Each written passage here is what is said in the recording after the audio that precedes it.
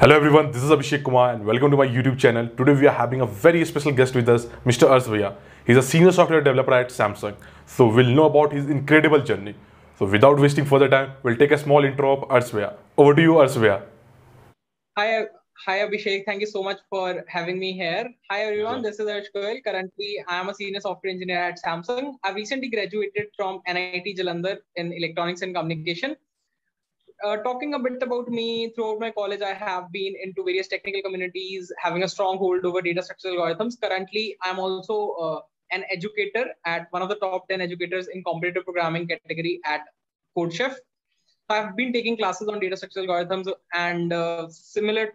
I started with my own YouTube channel where I post content related to interview preparation and tech in general. Also, I have been active on platforms like LinkedIn or so and have been guiding a number of people who are aspiring to get some tech jobs. So super excited to be here and sharing my journey with Abhishek and his Yeah. audience. Okay.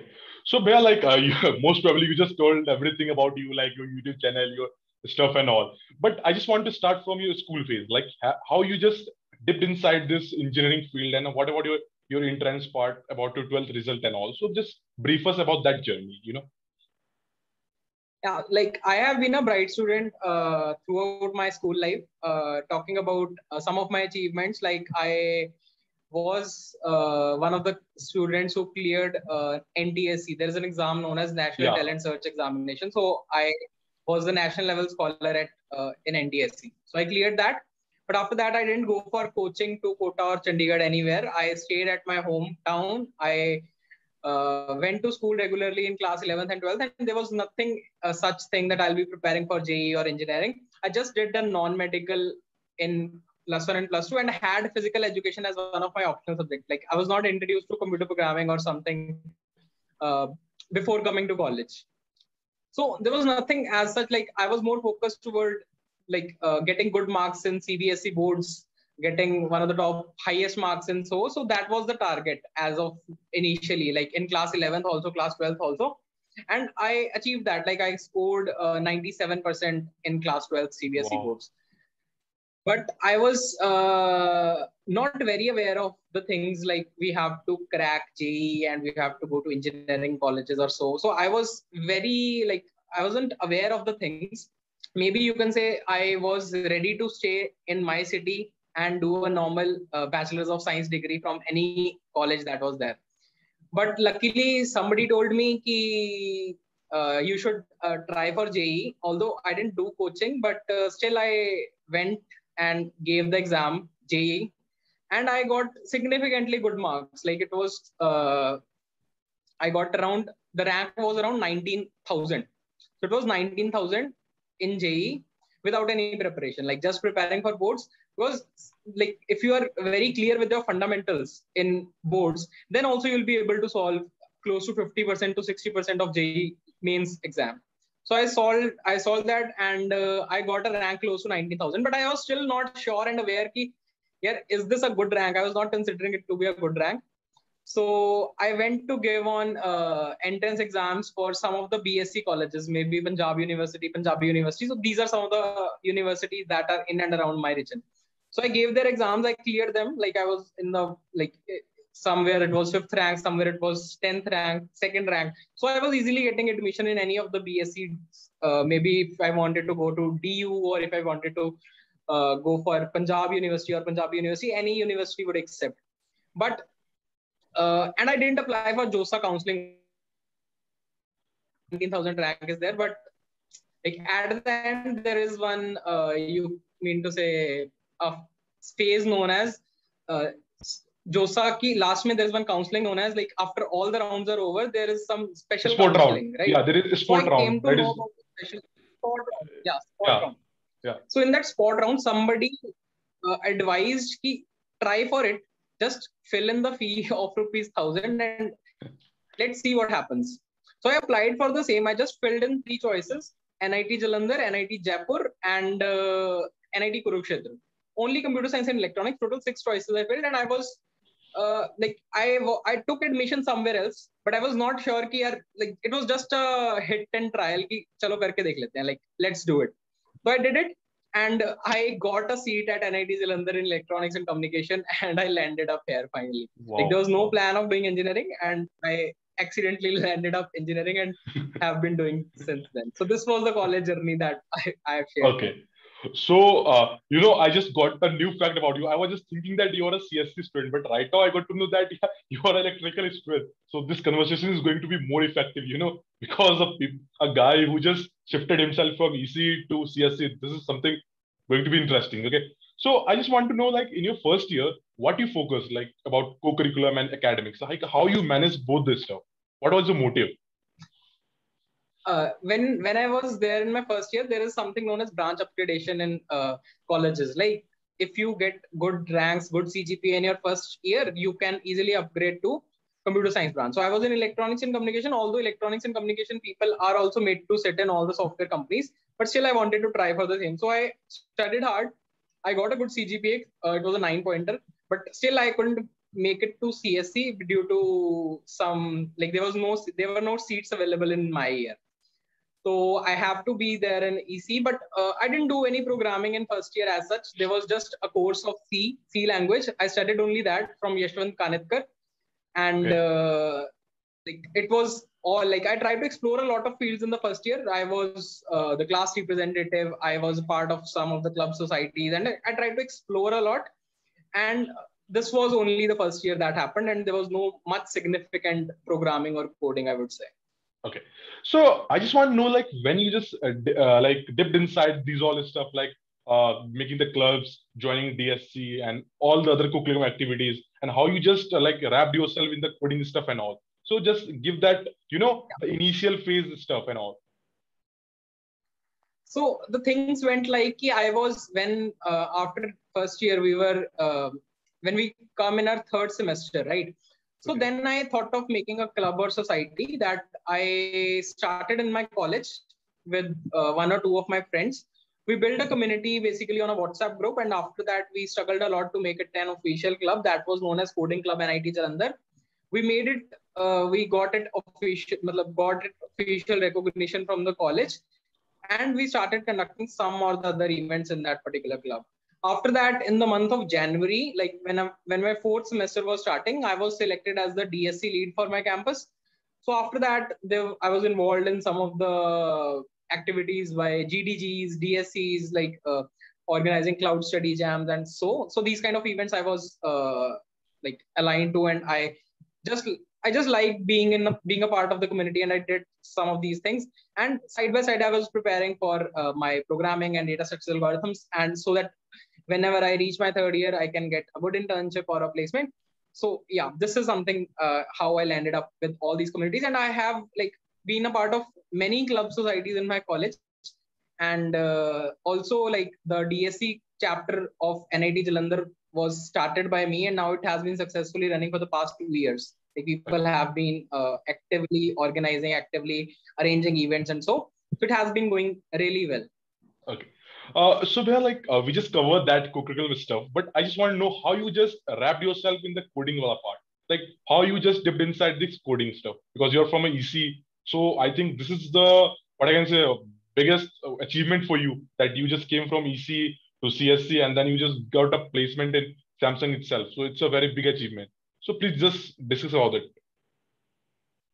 So the things went like in the third semester and fourth semester, like although we had these subjects like object-oriented programming and data structural algorithms, but we were not taught in the way that we should have been taught. But still, that was our part. We have to study on our own.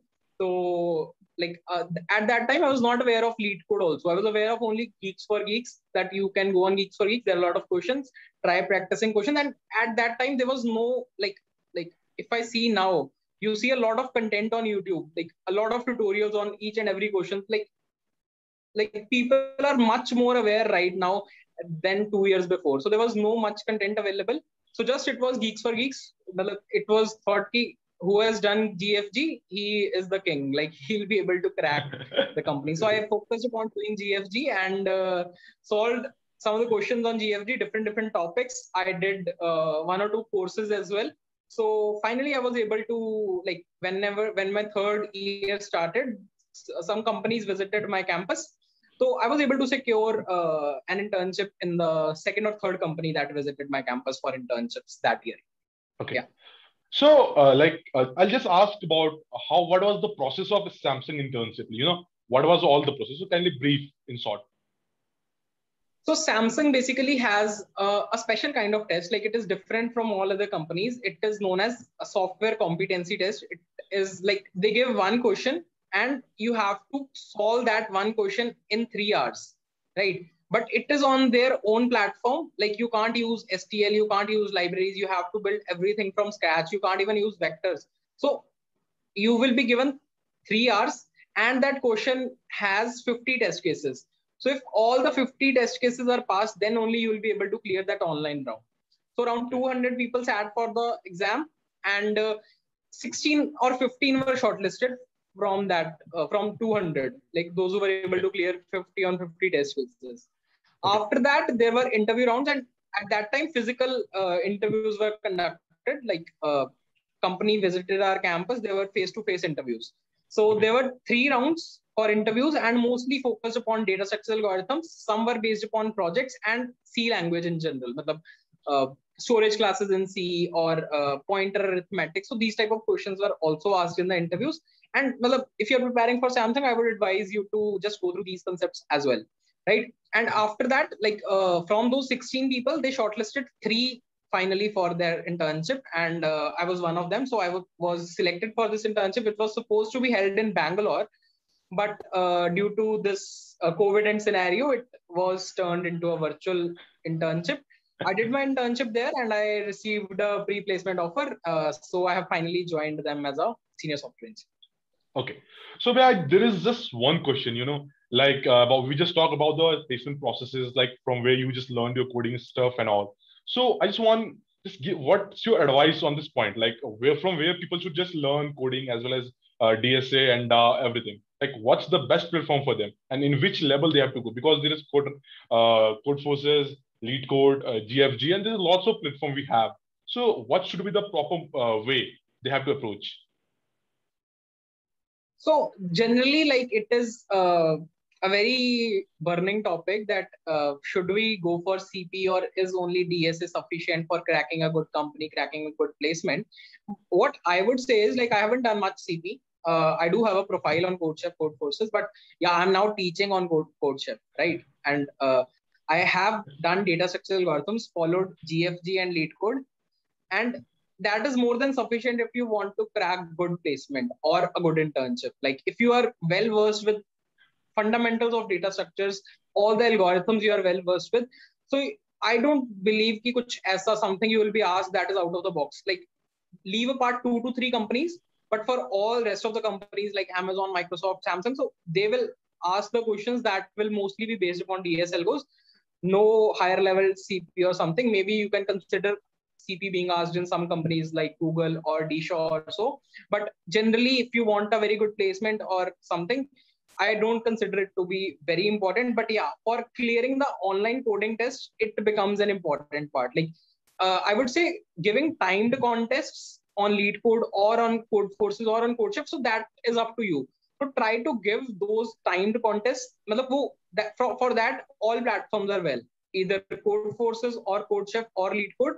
So try to give those time tests, like 3 questions in 1.5 hours. So that practice is necessary to clear the online coding test. Once the online coding test is cleared, the level of interviews are the general data structures level. So they'll not ask you CP. Okay. Right? CP ka part is something that is limited to online coding test. So by this answer, I make sure that Codeforces is going to feel very sad that you haven't used that platform and you are just teaching on that platform. Okay. So now I just want one more question. Like, what do you want to say to the freshers and those who are just joining colleges and those who are your juniors? Like, how they have to manage their co-curriculum as well as academic, so they can just perform in a better manner? So I would say that it should be a balanced thing. Like, you should not be like, a person should not just revolve around going for co-curricular activities. Try to balance both of the things, because co-curricular is also necessary, because it is very important that you present yourself better in front of the interviewer, right? sometimes I have seen a person is a very good coder. He's a 4-star, 5-star on CodeChef. He has done a lot of practice, but he is not able to express himself, explain the solution to the interviewer. So at that point, the things that is necessary is like how well you are able to communicate with your interviewer, how well you are able to present the solution. So Exactly. try to balance between them. I would say initially, like try to explore some of the co-curricular activities and pick one. Don't go for many. Pick one, something that you feel is more closer to you or something you are more passionate about. So try focusing upon that particular activity and just go ahead in that. And side by side, continue with your preparation that you're already doing. If you're a CSC person or if you're an EC person, so like if you are looking for a job in software development, so you have to do DSA religiously. You have to make some good projects. Your resume should have a mix of both. So that is something that I would advise. Okay. So now there is a very important question with us, about your YouTube channel, by which like lots of people are going having their internship, lots of people are learning new stuff, and they're getting know like what's going on in the technical stuff and technical field as well. So what was the motive behind this? Like how you just thought about this and how you started? What was that concept? So it was not nothing planned. There was no like I haven't thought of ki I would open a YouTube channel someday, but like we were there at home in from quite some time, and everything was going in the online mode. Online semesters were there, so I just thought of doing something productive. Although I was doing an internship with CodeChef at that time when I started my channel. So as I was doing an internship, so I thought of just I saw some of the YouTube channels and I thought of ki yaar, let's just see what happens. So I made one of my videos like there is a hackathon by Lowe's. Lowe's India conducts a hackathon through Yeah, which it hires people. So I was offered exactly. pre-placement offer through that particular hackathon. So I had an offer from Lowe's as well. So I just shared my experience for that Lowe's hackathon, and I just made it live on my channel. That was the first video that I started with. Okay. Okay. So that got a good response, and I thought of putting one or two more videos. If it gets a good response, then I'll continue. Else I'll stop. So this was the basic intention.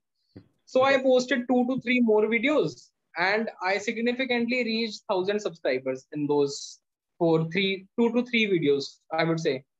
So after that, it was like kind of motivation ki, haan, yaar, it is going good. People are getting something out of it. And I have been getting some really good messages out of people ki, haan, yaar, this thing is really working and it is helping them.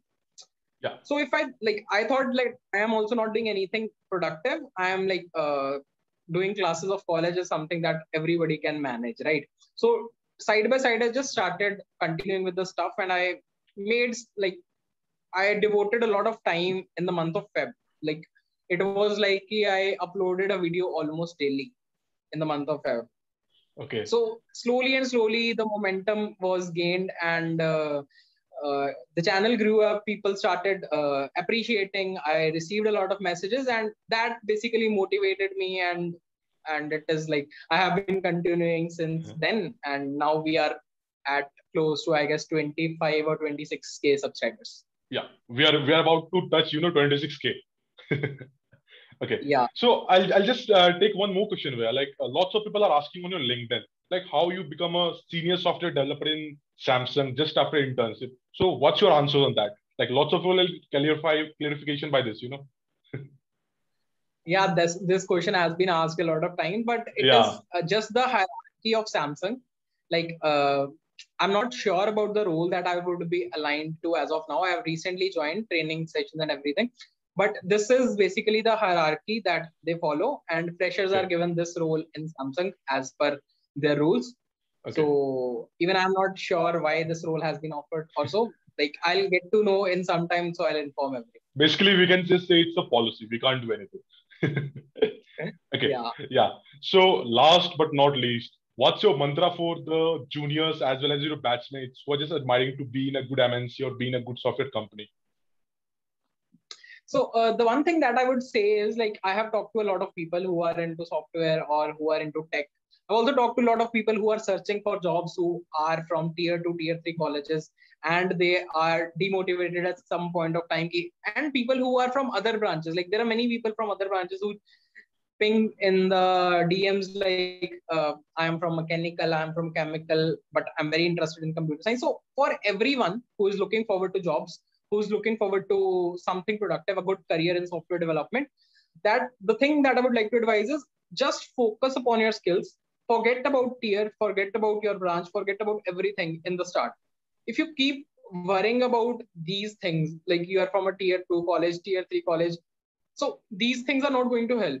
I have seen people from tier 3, tier 2 colleges who have achieved companies, like who have been placed at companies like Twitter. Like I recently read an interview experience. So she was a girl from a tier 3 college. She finally cracked an interview with Twitter. Many people have cracked interviews with Google. I have on my channel, I have a lot of people who are from tier 2, tier 3 colleges, and they have cracked amazing companies like Uber, like American Express, and a lot more. So it is your skills that will take you forward. Focus upon your skills. Try making new connections. Try growing your network. That is going to help. And be aware, like make yourself aware about when opportunities are coming, when to apply, and apply in the right way. For the opportunities for which referral is required, do take a referral and apply in the right way so that you get a chance to either give a test or an interview, because each interview teaches you a lot of things. So try to have as many experiences as possible, and everything will be online very soon.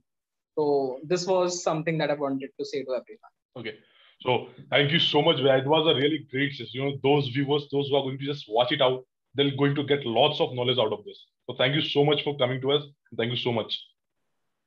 Thank you so much, Abhishek, for having me here. And I wish you all the best for your YouTube channel, and all the best to your audience as well. Thank you. My pleasure.